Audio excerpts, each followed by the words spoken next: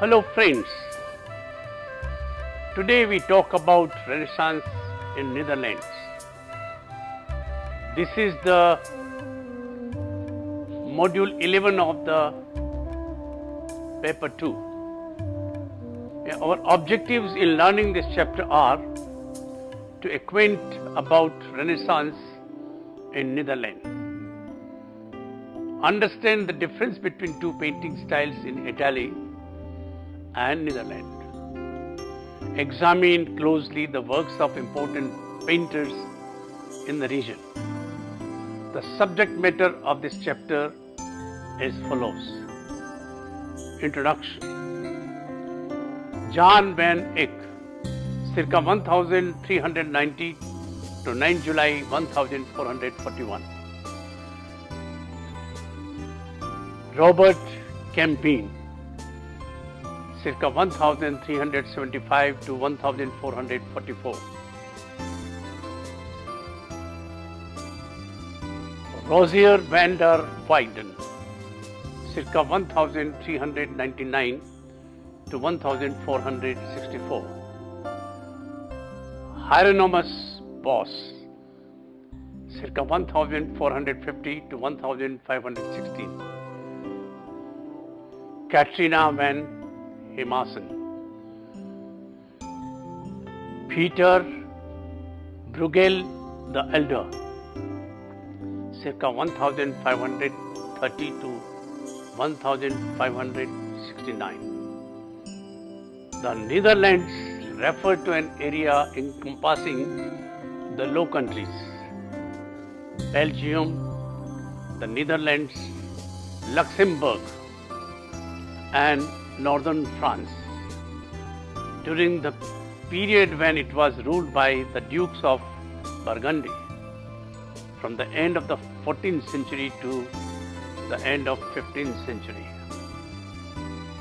The Netherlands also experienced similar economic changes in the early 15th century. Medieval feudalism, court patronage, and evolved bourgeois society, merchant economy based mainly on wool, trading and banking, all were powerful tools in the development of the Netherlands. Its close economic ties with Italy also led to increased exchange of philosophical, creative and artistic ideas in the country. Northern artists worked in Italian courts, and Italian princes and wealthy businessmen commissioned works of art from the Netherlands. The well-known humanist Desiderius Erasmus of the Rotterdam was a very influential figure throughout Renaissance.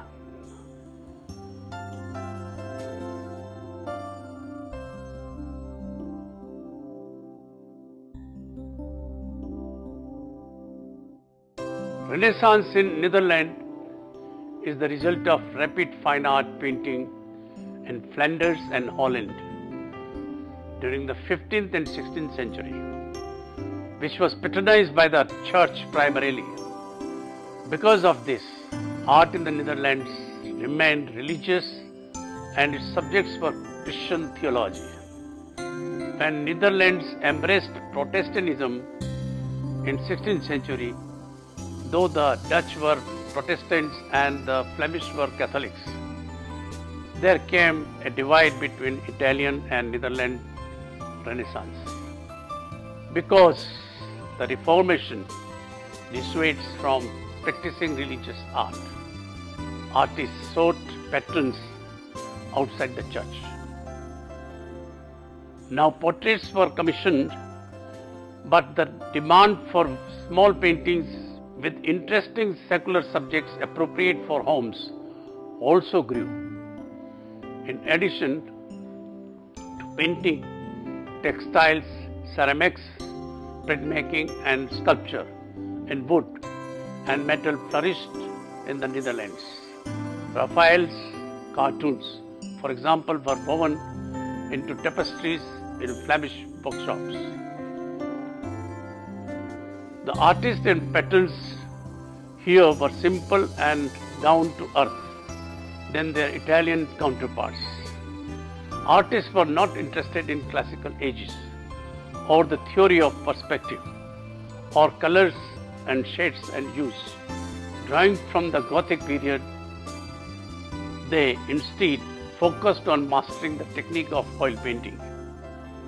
Using thin layers of paint, and because oil paint can imitate textures far better than fresco and tempera, it was perfectly suited to representing the material reality that was so important to Renaissance artists and their patterns.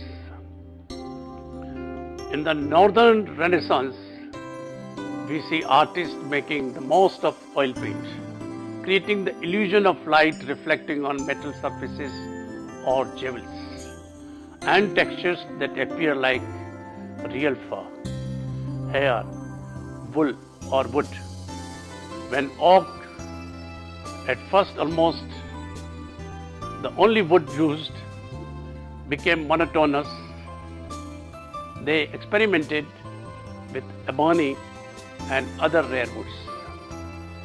In the 15th century, Bourges, an especially favored destination of the dukes, was home to such masters as Jan van Eyck, Petrus Kistus, Hans Memling, and Gerard David. We know that any nation's greatest painters usually appear at the climax of a long period of development.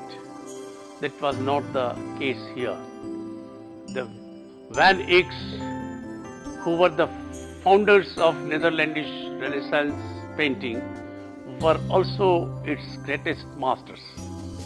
You shall see that after them, no major artist develops for the next 200 years until Rubens.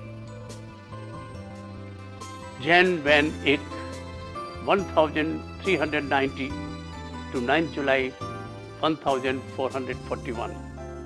Van Eyck painted both secular and religious subject matter, including commission portraits, donor portraits with the donor kneeling before a seated Virgin Mary, and both large and portable altarpieces. He worked on panel either as single panels, diptych, triptych or polyptychs. He was influenced by the international Gothic style, but also put greater emphasis on realism and naturalism. His most powerful work is Ghent altarpiece of the Lamb, painted for the merchant, financier and politician Jodocus Visdith and his wife Elizabeth Bernlund. In this polyptych, Van Eyck refined the technique of oil painting to such a degree that the brilliant glow of his light and color took on symbolic character.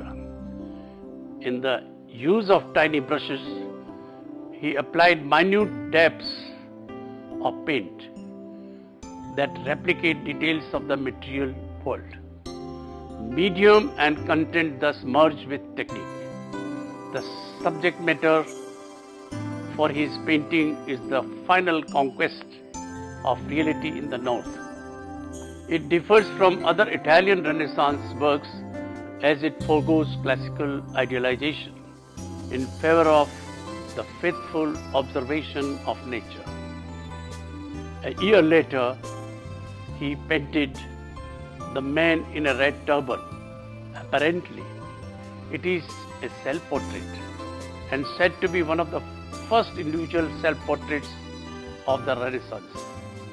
The turban became so very interesting because of its angular fold and rich red color, and contrasts with Eyck's meticulous features are meticulously defined. At the top is a text in semi-Greek letters, painted to look as if carved into the picture frame. It reads Alles is kan, which are the first words of Dutch proverb meaning as I can, but not as I would. The Arnolfini portrait is secular in its content and was commissioned by the Giovanni Arnolfini as extremely rich Italian businessman and banker. In the tradition of making portraits, some say the painting was like a marriage certificate. This painting is a mix of secular and the sacred. The Rome is full of Christian imagery and can also be connected with the sacredness of marriage. Amongst the human witnesses in the mirror, one may be Jan van Eyck. When we write on the wall in Latin, Jan van Eyck was there, and added the date 1434. We can see the connection between God as creator of the universe and the mortal artist who imitates God's creation in making works of art. Look at some more of his works.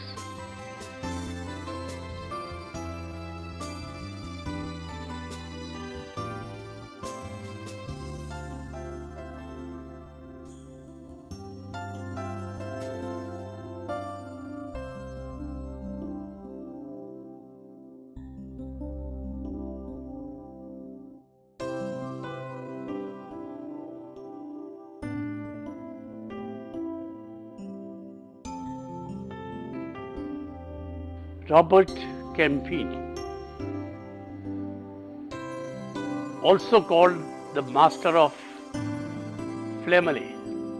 Campini was influenced by masters of manuscript illumination, but had great powers of realistic observation. He was one of the first people to experiment with oil and conveyed strong, rounded characters by modeling light and shade in composition of complex perspectives. His greatest masterpiece is the Marot altarpiece. The central portion of this depicts the Annunciation. Each panel is painted with different perspectives. The home interior, replete with Christian imagery, is a contrast to Italian painting.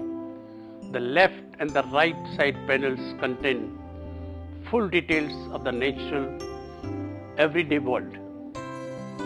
Rogier van der Weyden, circa 1399 to 1464, the official painter of Brazil. Weyden had trained with Campini. He began his career at the age of 27 and worked on religious triptychs, altarpieces, and commissioned single and diptych portraits. In 1435 to 40, he completed the celebrated panel of the Descent from the Cross for the chapel of Archers Guild of Leuven. In this disposition, there is evident a tendency to reduce the setting of a scene to a shallow, shrine-like enclosure and to orchestrate a rich diversity of emotions. His figures are typically larger in relation to their spatial setting than Van Eyck's. They seem to enact monumental dramas as if on a narrow stage that brings them close to the picture plane.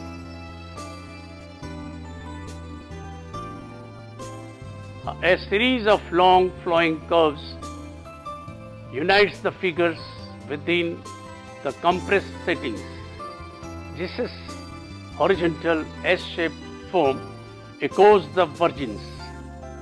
Both are supported by figures in countervailing S shapes which are arranged in vertical planes. The diagonal pull from Jesus' bowed head to Mary's limp right arm is anchored between St. and John's bare foot and Adam's skull. The latter is reminder that the crucifixion takes place over this grave. Let us look at his other works.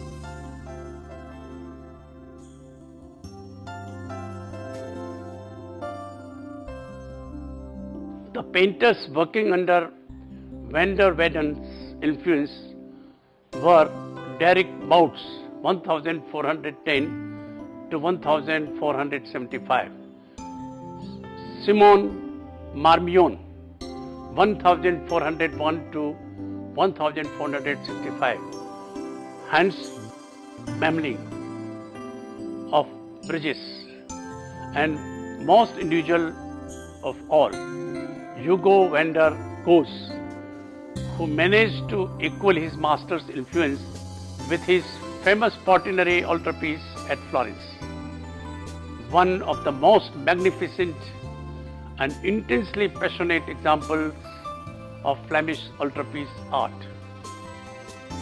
And its influence on the Florentine Renaissance was far-reaching. Hugo's style, when compared with Van Eyck, in this altarpiece is fraught with tension. This is particularly true of the shepherds at the right in the central panel, whose grimacing faces and frantic gestures reflect their eagerness and wonder before Christ.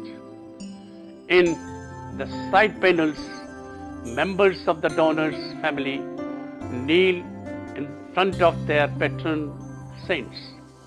The children are among the first in Netherlandish art to have facial features suitable for their age, by depicting the family members as so much smaller in the scale than the saints.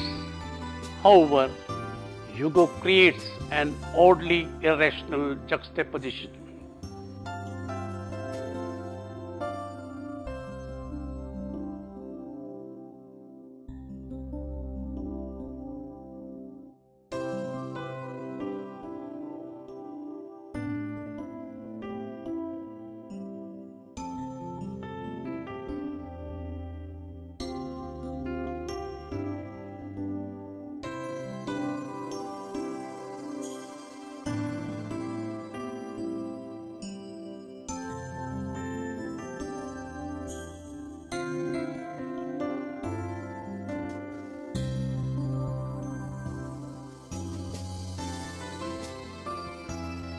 Other Netherlandish old masters include the meticulous realist Gerrit David 1460 to 1523 of Bruges and Antwerp, the militarist trained Jean Provost 1465 to 1529, noted for his altarpieces. The Italian Renaissance inspired Quentin Massis 1465 to 1530, best known for his animated portraits of the bourgeoisie, and the Antwerp-based Jew and Cleve 1490 to 1540, known for his devotional altarpieces and portraiture. In the 16th century, Jules van Wassenhoe active 1460 to 1480, worked at Urbino in Italy during the 1470s, but his style, though influenced by the Italian largeness of scale and subject matter, remained recognizably Flemish. While it would be impossible to deduce from Roger van der Weyden's pictures that he too made a journey to Italy about 1450.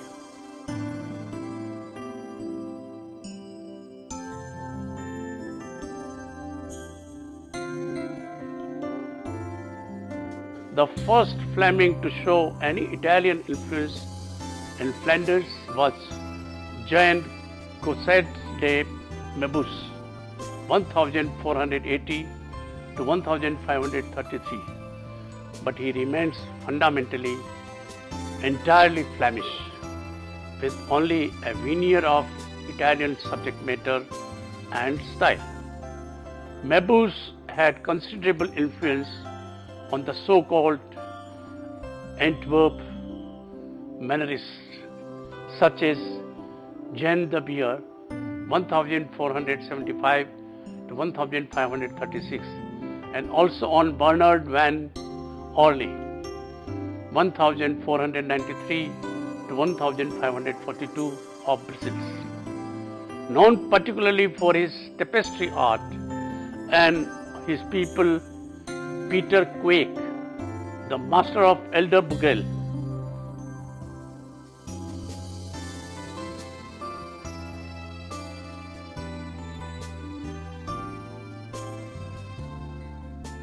The effects of the Renaissance were much the same in Holland as in Flanders. Lucas van Leyden is more famous as an engraver and draftsman than as a painter. His sensitive draftsmanship shows the influence of Dürer and of Raphael. Jan Scorel of Utrecht was the most successful of any Netherlandish painter in assimilating the example of Raphael.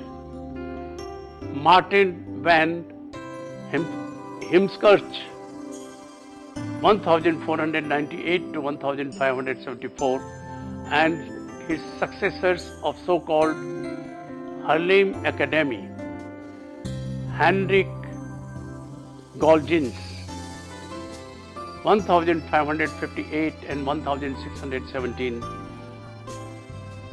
Abraham Blommaert and Jane Swaenredam, 1565 to 1607, derive, unlike Scorel, from Michelangelo, display an exaggerated mannerism. Hieronymus Bosch, circa 1450 to 1516.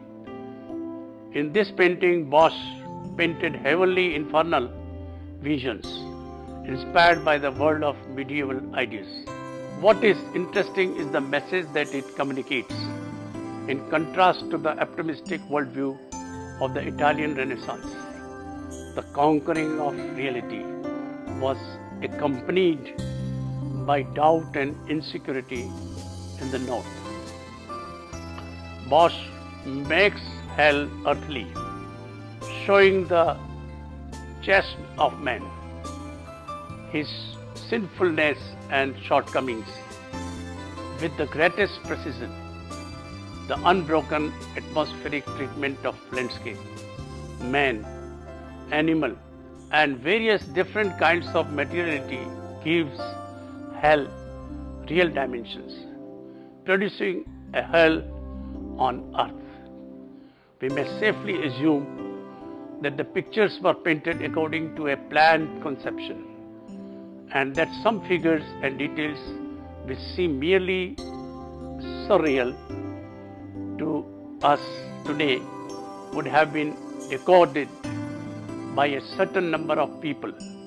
His fantasy, which brought him fame, during his lifetime consists in the fact that realism in the style of painting and symbolism in the meaning merge into a single unit.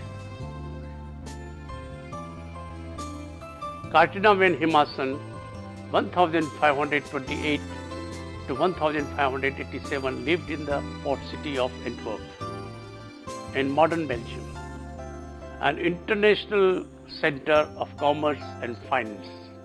Like many women artists of the period, she studied painting with her father and primarily painted portraits. She married the organist of Antwerp Cathedral and became a favorite court artist to Mary of Hungary, then the regent of the Netherlands.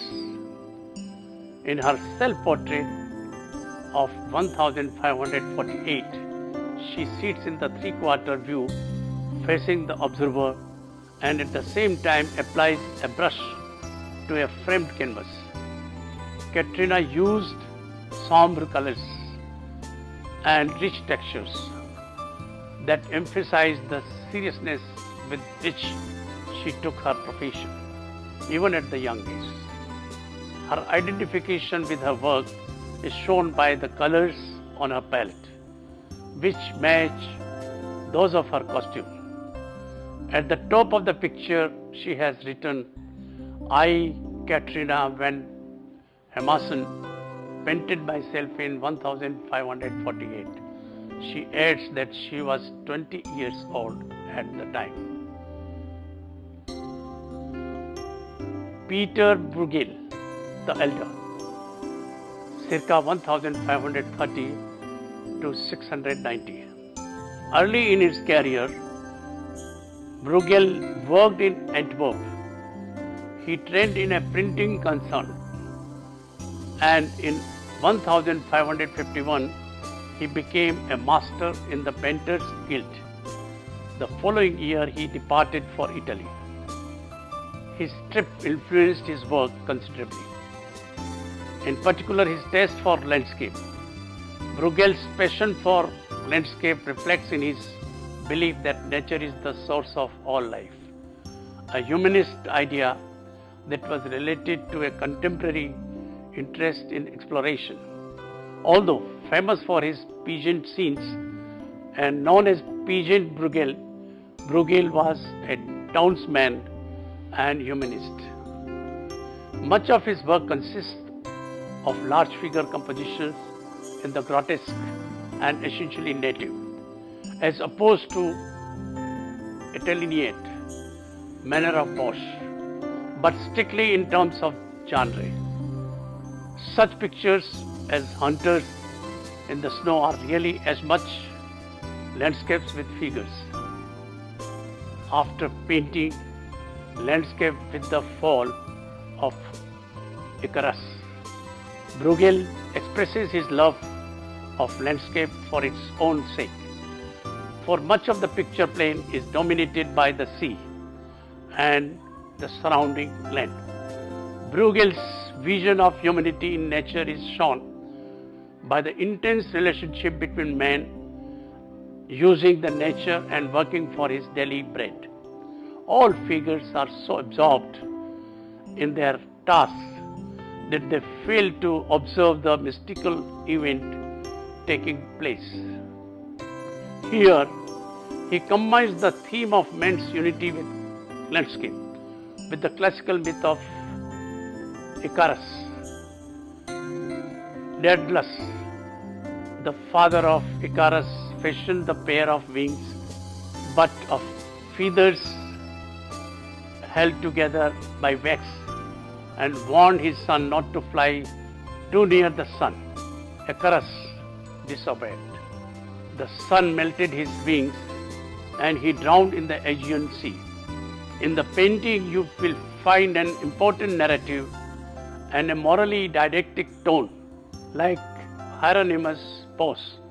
The difference here is that his humanistic view of the world did not allow him to paint otherworldly visions of hell, religious themes, but contemporary topical scenes.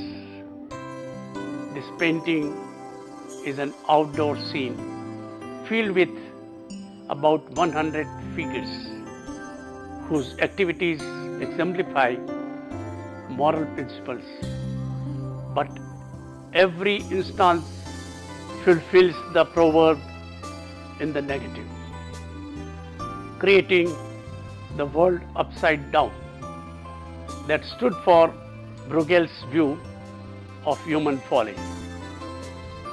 The predominant colors are yellows and browns, which are accented throughout by blues and reds. Blue denoting cheating and foolishness, red sin and arrogance.